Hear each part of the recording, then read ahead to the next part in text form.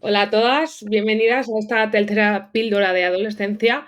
Hoy vamos a hablar de separaciones, adolescencia y familias enlazadas con Rocío y Miguel Ángel. Bienvenidos a esta píldora. Gracias. Muchas gracias. Para mí, que como muchos ya sabéis, soy hija de padres separados, conocer a alguien que ayude a madres y padres a dar este paso y hacerlo de una manera más consciente y más respetuosa para todos, me parece un bombazo. Ojalá en el año 2002, creo recordar que se separaron mis padres, hubiéramos tenido este tipo de ayuda, porque, bueno, por suerte esto va evolucionando mucho y cada vez existe más este tipo de ayuda, pero en aquel entonces o nosotros lo desconocíamos o mis padres lo desconocían o desde luego no existía, ¿no? Y bueno, me alegra muchísimo que haya personas que cuiden de esas madres que deciden separarse, sobre todo porque ellos me comentan que son las que acuden y gracias por vuestra labor. Gracias, Ángela. La relación fueron nuestros precisamente. Supongo, o sea, es lo normal, ¿no? Yo creo que al final todos tomamos nuestro camino o nuestra experiencia de vida como disparador para esta ayuda, ¿no?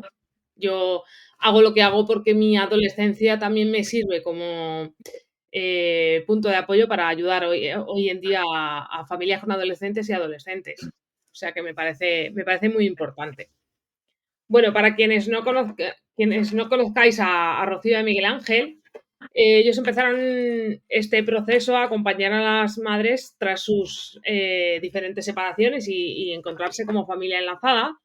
Y hoy en día acompañan como terapeutas a madres, aunque también padres, pero las madres siempre somos las que acudimos a este tipo de ayuda, a esas madres que deciden separarse y hacerlo de una manera, pues como he dicho, más consciente y más respetuosa para todos. Así es, a eso nos dedicamos después de haber vivido un proceso de separación cada uno de nosotros, pues vimos la laguna, el vacío tan grande que había en este sentido. En concreto, hablando en primera persona, yo me sentí muy sola y no había una ayuda profesional que se ajustara de forma específica a lo que yo buscaba, a lo que yo necesitaba como madre. Ya no hablo como mujer, cómo se afrontar una separación, sino como madre. Y ese desierto de información que había, pues me dolió, me lo puso muy difícil y cuando ya aquello era agua pasada y estábamos en otro punto, ya Miguel Ángel y yo habíamos iniciado una relación y bueno, pues se nos ocurrió empezar a ofrecer talleres, así fue como empezó la idea, con un taller de nos separamos y ahora qué, ¿no? Para todo lo que hemos aprendido en el camino, ofrecerlo a otras personas. Y dada la gran acogida que tuvo ese taller, fue cuando dijimos, bueno, aquí hay una necesidad muy grande. Y ese fue el punto de partida para lo que hacemos a día de hoy de forma profesional en Creada, que es esa guía para cómo cuido a mis hijos en el proceso de separación y cómo me cuida a mí, ¿no? Cómo puedo superar toda esta etapa.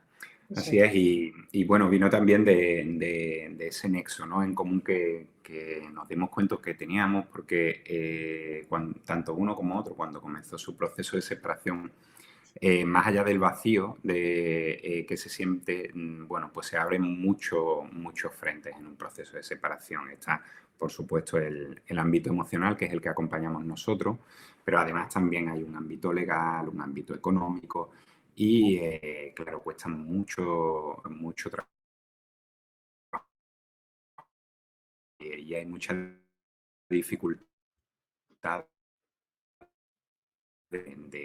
en cuanto en ese aspecto. Y digo que coincidíamos sobre todo en la inquietud y en la sed de entender que debía de haber otra manera de hacerlo y debía existir otra Otra forma forma. de llevar. Y esa fue un poco la idea, porque, bueno, de una manera o de otra, ya profundizaremos en esto, ¿no? Pero entendemos que en la medida en la que al menos una de las dos personas que quiere llevar a cabo el proceso de separación lo quiere hacer de una manera más respetuosa y más consciente, se puede. Vamos a empezar con la primera pregunta, que quiero que definamos qué significa que en una familia la pareja decida separarse, ¿vale? El final, esa decisión significa que cambia la forma de relacionarse y cambia el molde familiar, pero no cambia lo importante. Y es eso lo que no debemos perder de vista. Por una cuestión de creencia limitante, de juicios y muchas cuestiones que tienen que ver con la historia de la que venimos y el contexto educacional que hemos recibido, nos creemos que la separación es una hecatombe y a efectos realistas no es así, sino que lo que supone es que la relación de pareja termina, por lo tanto la forma de relacionarse de esas dos personas que capitanean la familia cambia, pero deben seguir capitaneando la familia porque dejan de ser pareja, pero no se deja de ser familia. Y en algunos casos hay personas que desearían que su ex no fuera familia nunca más, pero como hay unos hijos en común, se es familia hasta el final de la vida, nos guste o no nos guste. Eso sí que es un para siempre. Se es familia para siempre. Esto es como dos hermanos que se pelean y con 40 años no se hablan, ¿vale? Pero nadie duda que sean familia. De la misma manera, un padre y una madre, o dos mamás, dos papás, que son hijos, o sea, tienen hijos en común, no dejan de ser familia en ningún momento. Lo que hay que tener siempre en cuenta es cuáles son las necesidades de los hijos y las hijas, que tienen que ver con la pertenencia, sentirse vistos, sentidos, sentirse importante, válido, que se les valida sus necesidades, sus deseos, se les escucha, se les tiene en cuenta. Todo eso se lo podemos dar, ya seamos pareja o no lo seamos. Por lo tanto, lo que va a cambiar es la forma de organización familiar y la forma de relacionarnos. Pero en la medida en la que las necesidades básicas emocionales sigan estando cubiertas, va a suponer un cambio en la vida de todas las personas de esa familia, un cambio importante, pero un cambio más, solo eso. Y a mí me gustaría añadir que cuando una pareja decide separarse, nunca es una decisión a la ligera. De hecho, nos ocurre que cada vez más acompañamos procesos en los que las personas sienten la duda, la inquietud, pero bueno, quieren sopesar si verdaderamente esa es la solución. Y aunque no siempre, efectivamente, es la solución, en otros muchos momentos sí lo es, porque tiene que ver con que tendemos a entender las relaciones de pareja como algo lineal y como algo a lo que se le da más valor cuanto más tiempo dure, no en la calidad de la relación.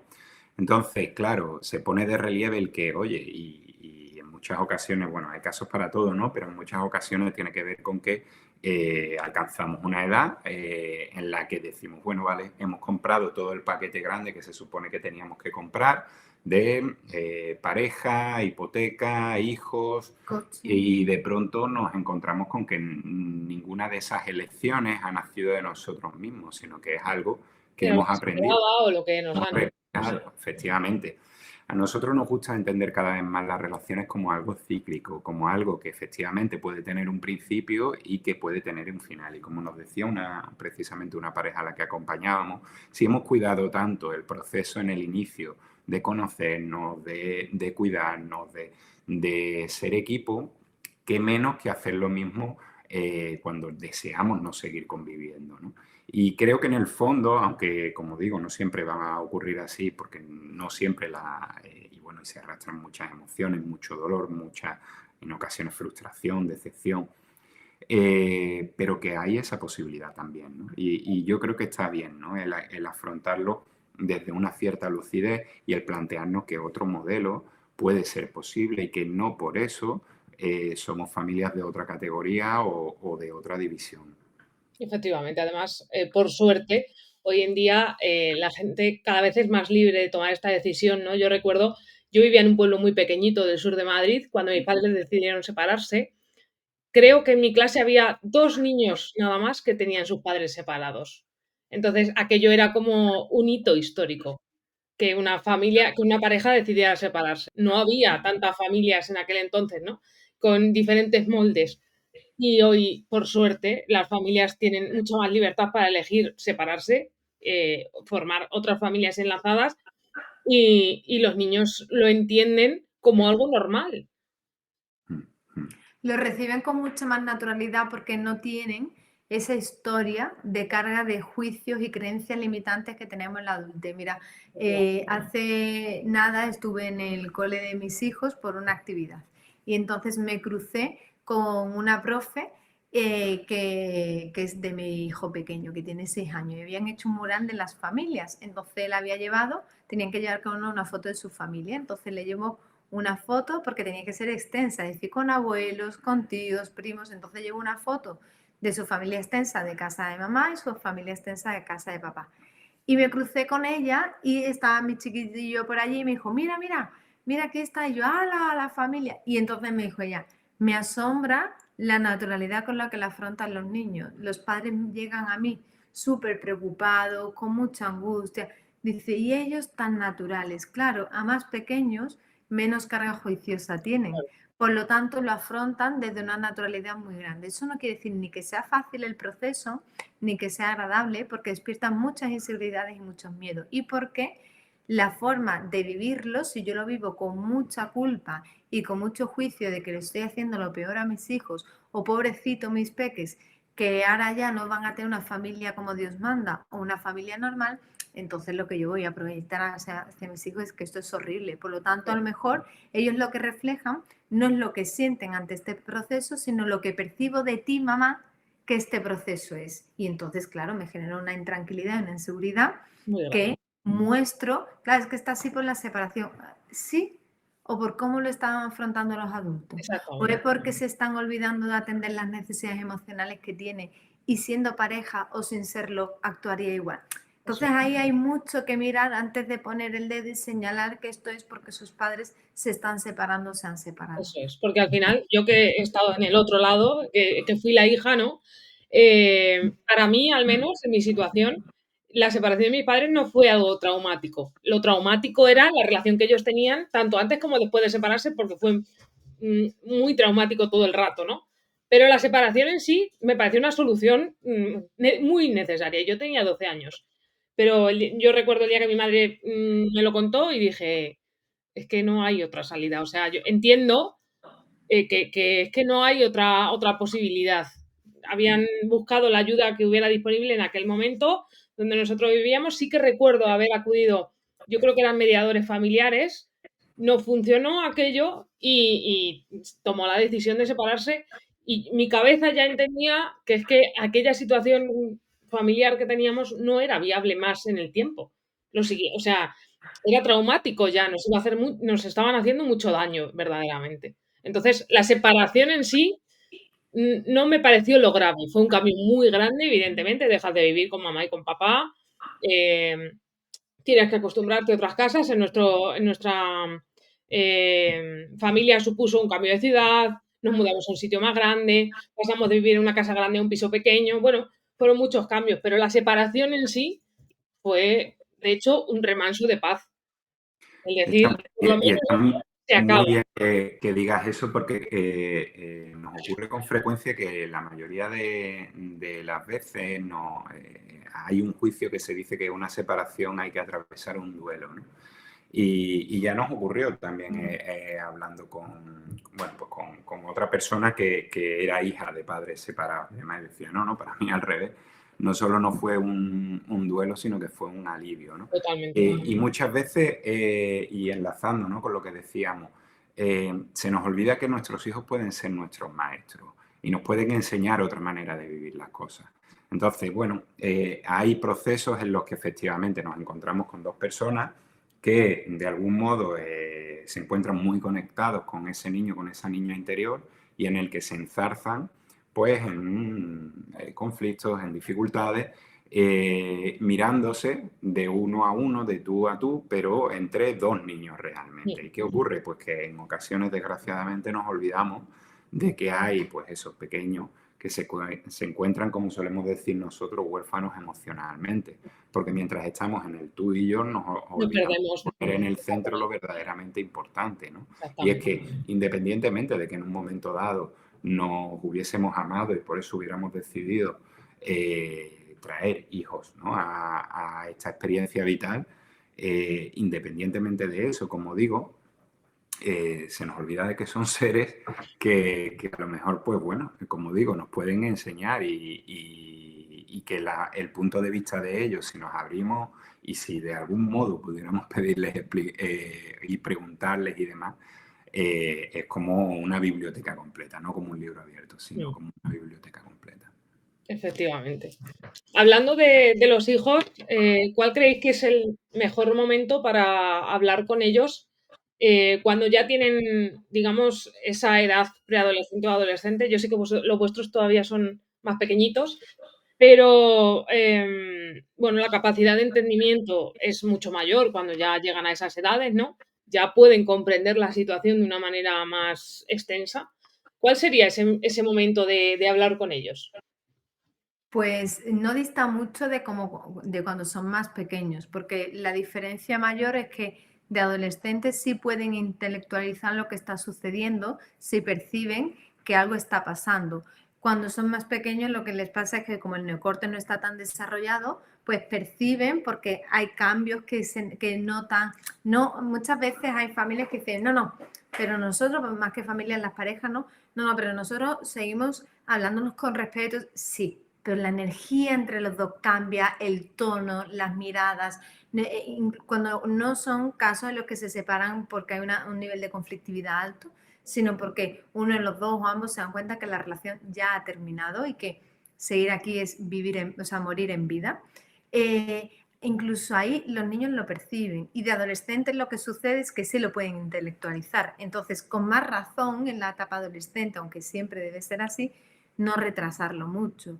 Eso que antes se hacía de decirlo justo cuando el padre la mayoría de las veces se va a ir de casa, es como, no, todo lo contrario, hay que adelantar la decisión para darles tiempo mientras mantenemos la misma estructura familiar conocida para que vayan integrándolo y el espacio físico y la estructura mantenida, que es la que ha dado seguridad y confianza hasta el momento, siga aportando ese sostén. Cuando lo atrasamos, lo que estamos haciéndole entender es que no les tenemos en cuenta en esta decisión y se puede resquebrajar la confianza. Y ya en la etapa preadolescente y adolescente es especialmente importante que aquellas decisiones que tomamos alimenten la conexión y la confianza. Esta parte es más importante en la adolescente que en la anterior. O sea, todo lo que es importante cuando son peques, en la adolescencia se sube el volumen de importancia porque es más sensible en ese sentido. Se sienten más fallados cuando no les tenemos en cuenta. Entonces, necesitan ocupar un espacio activo mayor en la familia. Entonces, no se trata en ningún momento de pedirles permiso ni de darles explicaciones, pero sí de informarles, haciéndoles sentir que se les tiene en cuenta. Por eso, no se trata de que acabamos de decir que nos separamos, venga, vamos a decirle a nuestros chicos, no, vamos a digerirlo nosotros, vamos a tomar un mínimo de decisiones acerca de cómo nos vamos a organizar, un mínimo, para que cuando le demos la información, le demos la noticia, podamos darles alguna información acerca de cómo nos vamos a organizar, sabiendo que como no nos estamos demorando demasiado en decírselo, habrá un momento en el que nos hagan preguntas que tengamos que contestar. Pues eso no lo sabemos porque no lo hemos hablado. En cuanto lo hablemos y tengamos una respuesta en firme, os la haremos saber. Desde ese lugar honesto y siempre diciéndoles la verdad adaptada a su edad. No, hay una cosa que tiene que ver con la pareja y otra cosa que tiene que ver con los hijos. Cuando nos divorciamos la pareja, pero no de los hijos. Por lo tanto, hay detalles que no necesitan saber. No nos salgamos del olón que somos como madre y como padre.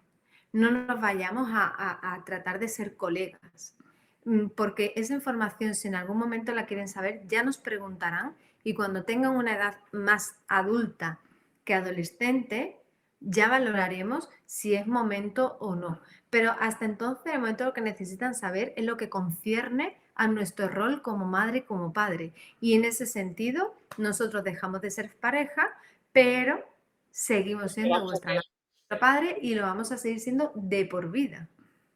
Exactamente. Muy bien.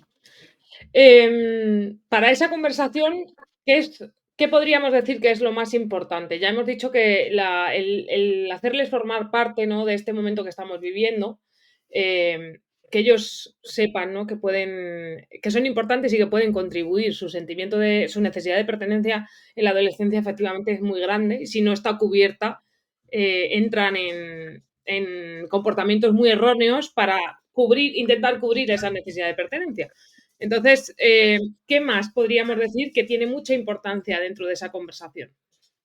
Bueno, yo creo que por un lado lo primero es lo que comenta Rocío, ¿no? La importancia de la anticipación, es decir, no dejar para el último momento, por supuesto, cuando digamos la decisión es como que ya está todo tomado bueno, Todo hecho ya. digerido de algún modo y os presentamos el pastel este hecho, sino bueno, anticiparse.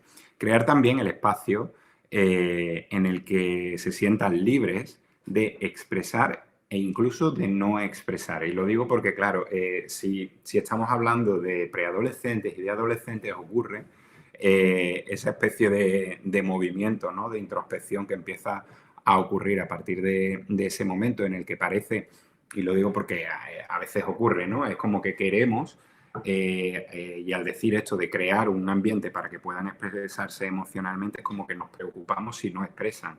Y nos olvidamos de que es un momento en el que le empiezan a dar más importancia al grupo de iguales que a la familia. Y entonces, a lo mejor tienen la necesidad de expresarse más en otro contexto. Pero bueno, nosotros como padres, evidentemente, lo que está dentro de nuestro ámbito tiene que ver con eso, ¿no? Con crear por lo menos ese espacio y seguir observando muy, muy de cerca.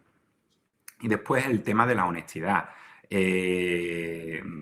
Como hemos dicho, va a haber cosas que sabemos y cosas que no sabemos. Yo recuerdo, por ejemplo, ¿no? En mi época de adolescente, una amiga, ¿no? Que sus padres se separaban y demás, y el dolor que sentía porque era como que sus padres, esa relación estaba muerta, pero como que le habían hecho entender que todo estaba bien. Y entonces como que se encontraba con una situación que venía de largo, pero sus padres era como si hubieran llevado mucho tiempo fingiendo, ¿no? De cara a la galería y se sentía como traicionada, ¿no? Entonces, volvemos otra vez a lo mismo, ¿eh? En la medida en la que, bueno, pues transmitimos la información como desde lo que somos, desde lo que sabemos, insistimos, sin dar detalles de ningún tipo, pero sí con la honestidad necesaria, ¿no? Y uno de los ingredientes que creo yo también que es muy, muy importante es, si fuera posible, el que no haya una asimetría muy grande entre quien es responsable, porque muchas veces se tiende a decir que quien toma la decisión tiene más responsabilidad y en muchas ocasiones porque simplemente tienen la decisión mucho más elaborada que la otra parte, no es que le duela menos. Entonces, no mostrar ese tipo de asimetría, sino, bueno, aquí no hay víctima, no hay verdugo, sino simplemente las relaciones y esto puede ser, de hecho, una oportunidad de aprendizaje, que yo sé que esto choca cuando se oye muchas veces, más allá más allá de una situación dolorosa, porque no nos olvidemos, aprendemos del dolor, no Totalmente, aprendemos de las situaciones felices y alegres, sino que de dolor. totalmente. De Es hecho, donde más aprendemos de ahí. sí me parece una oportunidad de aprendizaje, imagino que como pareja adulta que se separa lo es, pero para los hijos, quienes lo hemos vivido, para mí es una oportunidad de aprendizaje porque el día que tú decides formar tu familia, ¿no? Em, es muy fácil repetir ciertos patrones, muy fácil. Entonces yo hubo un momento en el que dije, a ver, echemos el freno porque estamos repitiendo cosas que yo ya he vivido y no quiero volver, o sea, no quiero esto en mi casa. No lo quise con mi padre si no lo quiero conmigo, ¿no? Entonces, te hace ponértelo de frente y decir, ojo, es muy fácil volver a hacer lo mismo, porque es lo que has aprendido a hacer, efectivamente, ¿no? Entonces, el decir, vale, estamos en el momento de recalcular la ruta y hacerlo mejor, o en el momento de seguir con esto así y tirarlo por el terraplén, ¿no? Entonces, sí es una oportunidad de aprendizaje muy grande, porque sabes, o puedes tener muy presente lo que no quieres vivir, desde luego, porque lo has vivido en casa con tus padres, entonces puedes decir, esto no, desde luego. Tienes el conocimiento suficiente para decir, no quiero repetirlo, no quiero que mi vida sea esa, ¿no? Es que ahí estás dando una clave muy importante porque muchas parejas que dicen no nos separamos por nuestros hijos. Y sin darnos cuenta y queriéndolo hacer con toda la mejor intención y todo el amor y toda la pretensión de proteger a nuestros hijos, no sabemos el daño que le estamos haciendo. Porque cuando aguantamos por los hijos, le estamos enseñando un montón de cosas que si fuéramos conscientes no querríamos. que es, por un lado, cargarles con la responsabilidad de mantener una relación, de mantener junta, que no unida, a dos personas por él o por ella. Por lo tanto, lo que van registrando en su cerebro, porque esta es la cosa que decimos, ¿cómo puedo criar? ¿Cómo puedo hacerlo de forma diferente?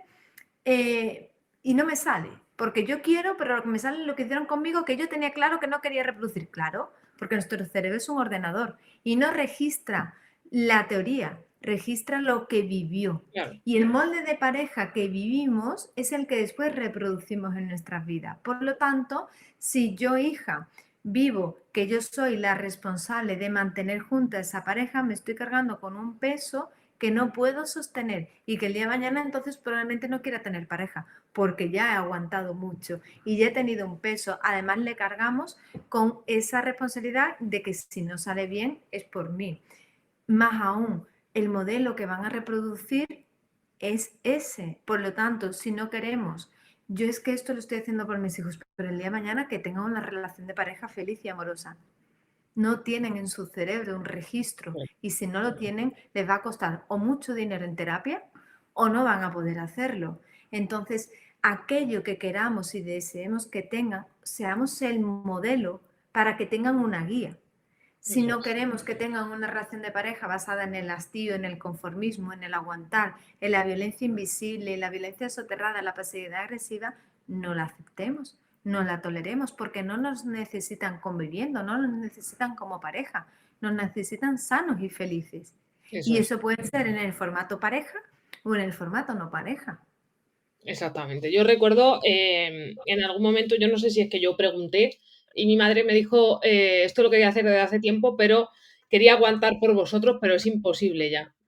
Y me dijo, me hubiera gustado aguantar hasta que tú fueras, yo soy la mayor, hasta que tú fueras mayor de edad. Yo tenía 12 y dije, mayor de edad, que me quedan 6 años. O sea, ¿este infierno 6 años más? No, gracias. O sea, menos mal que hizo imposible llegado el momento y dijo hasta aquí, porque yo pensaba, madre mía, 6 años más, no, hubiera sido una hecatombe familiar aquello. No sé cómo hubiéramos salido y no es que fuese fácil luego el proceso, porque si bien la separación no fue traumática, pero el cambio, yo que era adolescente, me costó bastante, ¿no? Pero entiendo que aunque el cambio fue muy difícil, era mucho más difícil habernos quedado en casa. Vamos, lo tengo transparente como el agua. Entonces, ese aguantar por los hijos, ¿no? El poner en la balanza cuánto daño les estamos haciendo y si esto es lo que verdaderamente queremos que aprendan de las relaciones de pareja, me parece importante. Sí. Sin duda, y además es muy útil lo que plantea Ángela, porque lo está diciendo desde el yo, desde la primera persona, desde lo que he vivido, ¿no? Nosotros nos ocurre eso, ¿no? Siempre hemos intentado, y un poco al inicio de lo que tú planteabas, ¿no? Si de verdad queremos ser honestos, si de verdad queremos plantear las cosas, es mucho mejor hacerlo desde lo que realmente hemos vivido y vivimos. Entonces, no podemos pretender que nuestros hijos reproduzcan modelos diferentes al que nosotros estamos haciendo. Si queremos ver cambios, tenemos que llevarlos a cabo nosotros. No podemos esperar que ellos, por ciencia infusa, les vayan a llegar. Y como dice Rocío, es muy absurdo pretender que el día de mañana tengan relaciones saludables cuando nosotros mismos no hemos hecho por co-crear una relación saludable. Eso es. Muy bien, pues pasemos a las relaciones, o sea, a las familias enlazadas, que me parece una parte muy bonita y complicada también, porque creo que comenzar una familia enlazada, yo soy parte de una familia enlazada, mi padre tiene una relación posterior de larga duración, ya tenemos sobrinos y ellos ya son abuelos, o sea que esto ya ha avanzado mucho, ¿no? Pero también me parece una parte complicada y sobre todo habiendo adolescentes por el medio. Tiene su grado de complejidad porque ahí se despiertan muchos miedos. Esa es la parte difícil. Hay que poner boca arriba cuáles son los miedos que se despiertan no solo en los niños y en las niñas, sino en todos los miembros de la familia, en todas las personas adultas.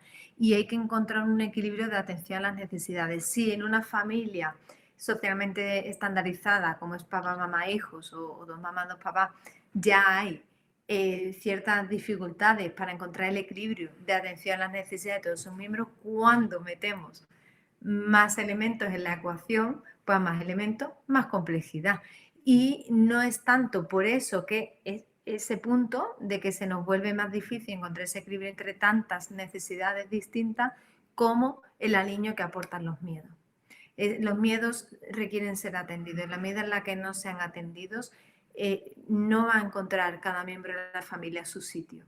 Eso es lo que va a hacer que sea como el imán que se repele, ¿no? Ese imán que hay un punto en el que parece que no termina de unirse y puede salir disparado. Ese es el miembro de una familia enlazada que no se ha podido reconocer sus miedos y no se han podido atender. Y eso es crucial. Exactamente. Yo en coaching aprendí que donde hay miedo no cabe el amor y me parece una parte muy bonita, ¿no? Porque efectivamente cuando todos esos miedos no han tenido una vía de escape, una salida, no han sido atendidos, encontrarte cómodo dentro de esa familia enlazada es muy, muy difícil. Y al fin y al cabo estamos hablando de procesos familiares, ¿vale? Porque de un modo o de otro, sea un modelo u otro, al fin y al cabo son procesos familiares y por lo tanto la mirada sistémica yo creo que es algo que puede aportar mucha luz ahí, ¿no? Creo que es muy importante y a veces se aprende andando, no hay otra manera, ¿no? Pero sí el que cada uno ocupe verdaderamente el espacio que le corresponde dentro de este modelo, ¿no? Hay una parte de locura, ¿vale? Para los que nos metemos aquí, evidentemente, y de ignorancia también, porque si no, si te plantean todo y todo lo haces desde la parte prefrontal del cerebro, haríamos poquitas cosas en general, ¿no? No seríamos madres ni padres. Es un poco así, pero más allá de eso, es importante eso, ¿no? Y como es difícil obtener esto a modo de formación y de acompañamiento, muchas veces lo buscamos a nivel terapéutico por lo mismo, porque, y es algo que nos encontramos con frecuencia culturalmente, se nos olvida cuál es el rol que ocupamos, ¿no? Y en nuestro caso, bueno, que somos dos adultos, pero que cada uno tenemos dos hijos de una relación anterior, pues bueno, es que yo no soy el padre de sus hijos, si ella no es la madre de mis hijos, y entonces no es ese el papel que yo ni que ella tiene que ejercer. Y bueno, ¿y cuál es el papel? Porque las palabras que acaban en astro y astra suenan muy mal, pero el papel del padrastro y el papel de la madrastra, en fin, ya tiene una carga peyorativa muy importante desde ahí. Y claro, es algo que tú cuando te enamoras no estás eligiendo, sino que vienes con ella. Claro, ¿qué haces con esa mochila? Entonces, por eso decir, creo que es muy, muy importante el que cada uno asuma verdaderamente cuál es el papel que le corresponde y la importancia de los espacios, al igual que los límites de los espacios de cada uno, ¿no? Y respetar pues también eso. El respeto, la empatía son ingredientes imprescindibles en estos casos. Y aquí de lo que está, o sea, para mí ha sido tener en cuenta el equilibrio de necesidades y los miedos, y las dos cosas que está diciendo Miguel Ángel me parece fundamental e imprescindible, que es la parte de los espacios y la parte del rol, de asumir una vez que esas necesidades y esos miedos no pueden ser atendidos, si no tengo claro cuál es el rol de cada miembro de la familia y definir los espacios, porque que seamos familia no quiere decir que seamos una piña que a todo va junta, no, porque como es una familia diferente, tiene necesidades diferentes y requiere atención diferente, ni mejor ni peor. Si ponemos en la balanza qué es mejor o peor, una familia en la que hay amor frente a una familia en la que hay miedo. Ya está, o sea, eso es lo único lo que podemos definir como mejor y peor. Todo lo demás, porque no es distinta y no podemos pretender vivir en una familia enlazada con las gafas de una familia estandarizada socialmente. Eso es. Porque entonces no vamos a encajar y vamos a estar todo el tiempo internamente en un conflicto interno que se va a exteriorizar en nuestra familia pretendiendo que sea y que encaje. Es que no puedes, como en los juguetes de los niños pequeños que tienen los huecos de triángulos, de cuadrados, es como pretender meter un cuadrado en un triángulo, ¿qué es No mejor vamos de los no dos? vamos a ver nunca. Son distintas, cada cual cumple su función. No quieras encajarlo ahí. Vete al hueco del cuadrado y ahí entrará con facilidad. Eso es. Pues sí, me gusta mucho vuestra manera de verlo.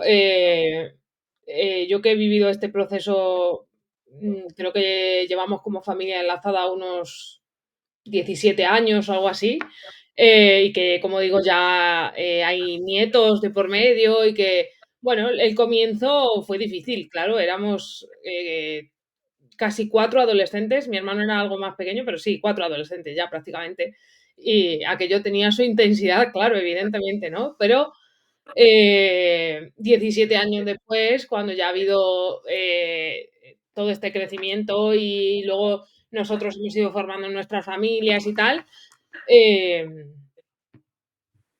el sentirte parte de esa familia, ¿no? El que haya ese amor es lo que verdaderamente pesa y lo que verdaderamente importa. Una vez que se ha cogido la dinámica familiar, somos una familia más. Y una mirada limpia creo yo que también es muy importante. Y cuando digo una mirada limpia, nuevamente lo digo en primera persona, ¿no? Nosotros estamos ya, mi hija mayor está ya en la preadolescencia prácticamente.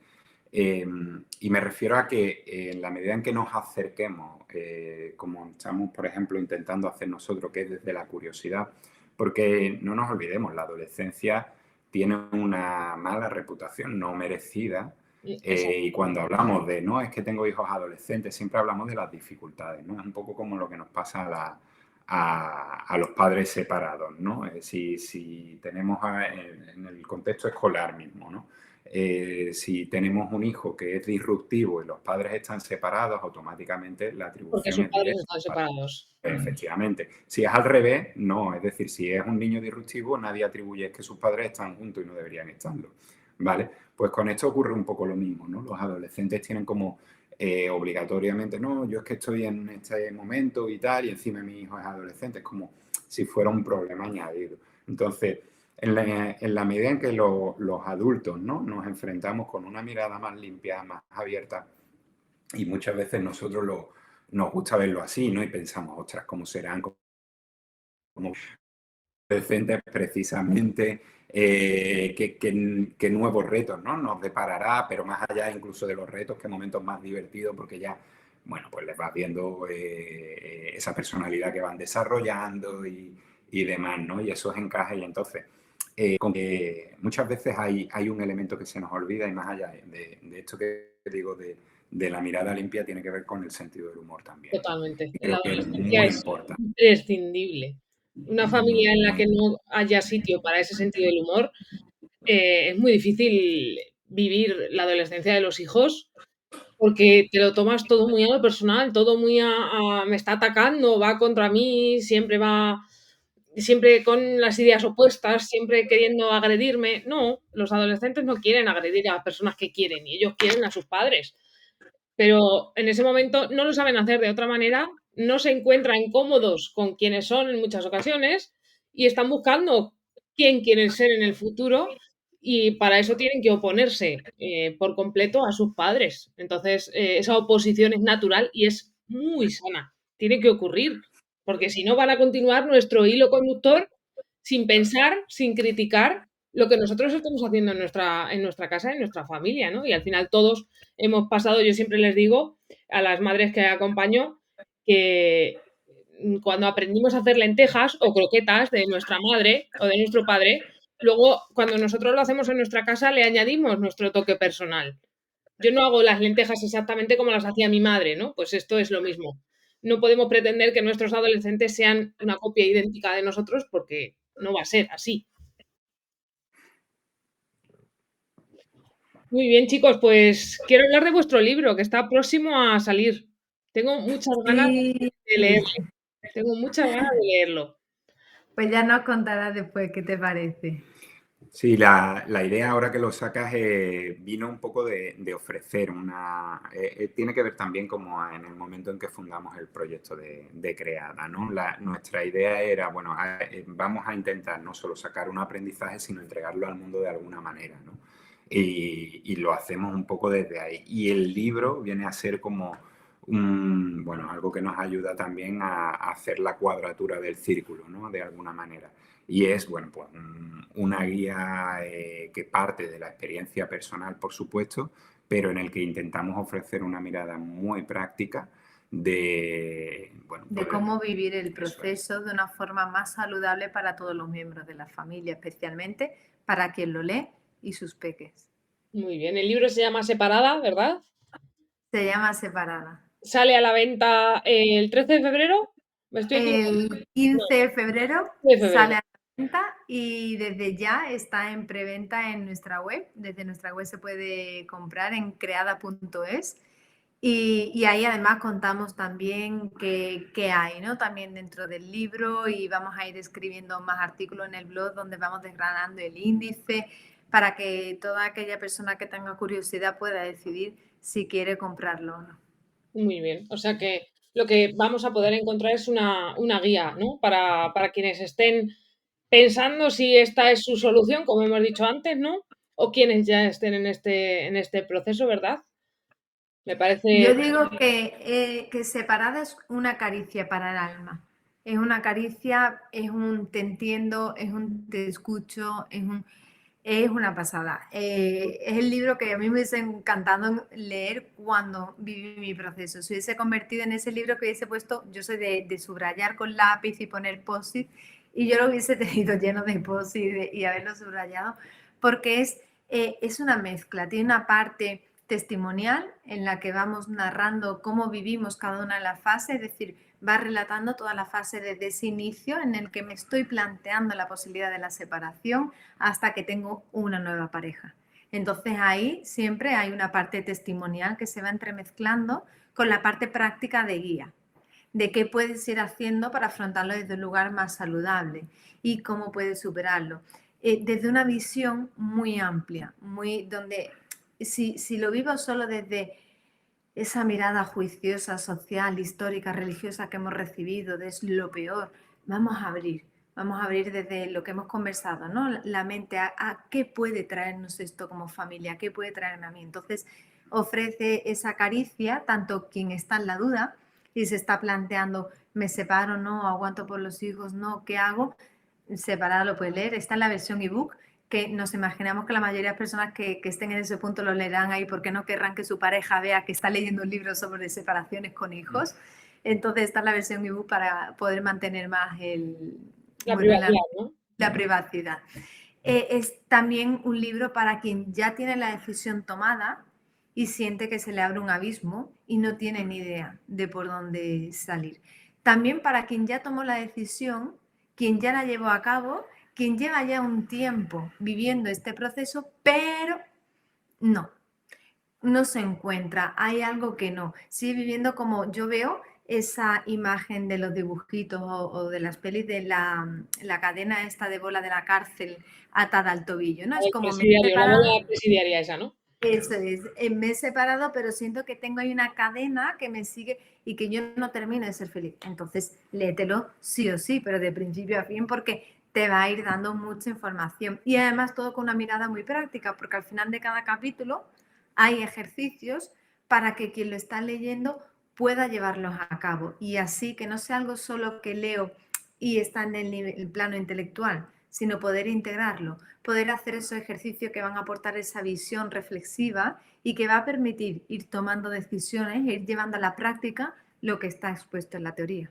Y los casos prácticos también muchas veces, porque también hemos incluido en esa parte testimonial no solo la experiencia propia, sino, bueno, pues muchos de los casos que estamos trabajando con las consultorías y demás, y que ayudan a ilustrar cada uno de los casos, y además que bebe también mucho de esa parte que muchas veces nos comentan, ¿no? Los mismos clientes y demás, de cuando me suscribo a la newsletter o cuando leo un post vuestro me siento súper identificado y demás, ¿no? Y era un poco la idea de decir, bueno, vamos a poner también, evidentemente con nombres cambiados, pero que son todos casos reales de experiencias, ¿no? De cómo llevarlo. Y porque, como decimos, ¿no? No nos gusta que se quede solo en una mera información intelectual, sino que nos gusta integrarlo, sí. Qué bueno. Pues tengo muchas ganas de que sea 15 de febrero y me llegue, porque estoy deseando leerlo.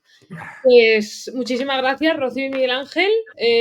Ya hemos dicho que os pueden encontrar en creada.es, que es vuestra web, Sí, y vuestro Instagram es @creada_Rocío y Miguel Ángel, ¿verdad? así Voy a es. dejar todo en la descripción del vídeo aquí en YouTube. Y muchísimas gracias por esta charla, por haber estado conmigo en esta píldora de adolescencia. Ojalá alguna familia reciba un rayito de luz con esta charla con vosotros y espero veros pronto. Muchísimas gracias, Ángela, por recibirnos. Ha sido un placer enorme. Y además nos encanta todo lo que tiene que ver con participar y con difundir, ¿vale? El mensaje que queremos. Pues muchísimas gracias. Gracias a todas las que nos estáis viendo. Os espero en la próxima píldora.